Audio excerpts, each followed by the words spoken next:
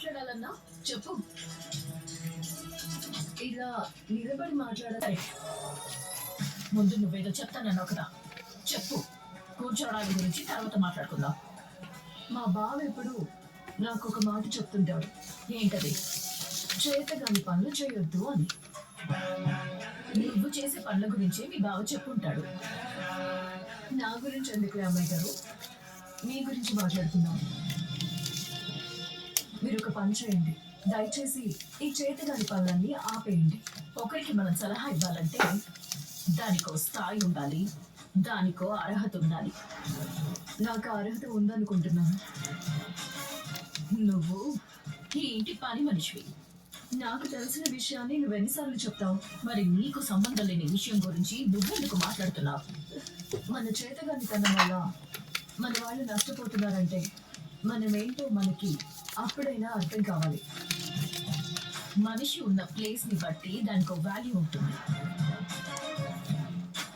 నువ్వున్న ప్లేస్ కి నువ్విచ్చే సలహా నాకు విలువైంది కాదు. అలా అనుకుంటే మీరున్న ప్లేస్ మీది కాదమ్మాయి గారు. ఈ ప్లేస్ లో ఉండే అర్హత మీకుందా?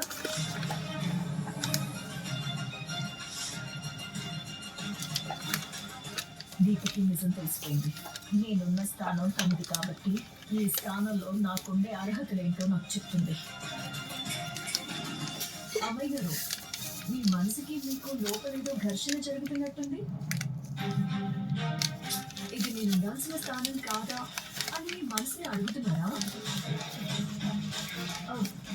లేదా ఉండే అర్హత ఏముందని మిమ్మల్ని మీరే ప్రశ్నించుకుంటున్నారా?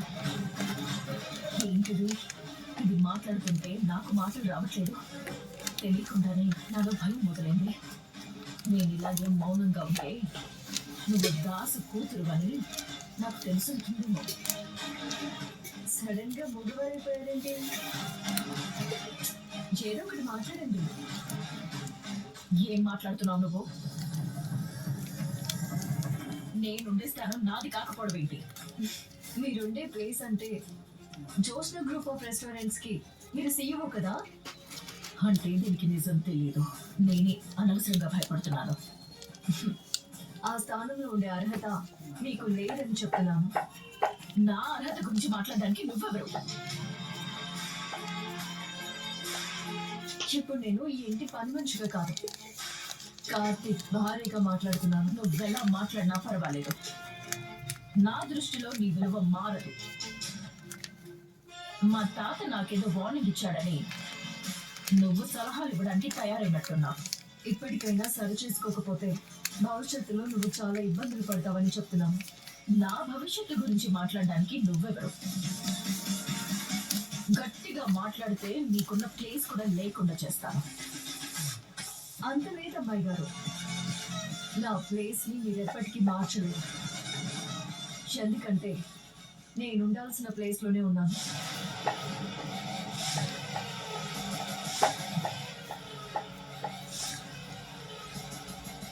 కానీ మీరే ఉండాల్సిన ప్లేస్ లో లేరు. భవిష్యత్తులో నాకు ప్లేస్ లేకుండా చేయడం కాదు, మీ ప్లేస్ పోకుండా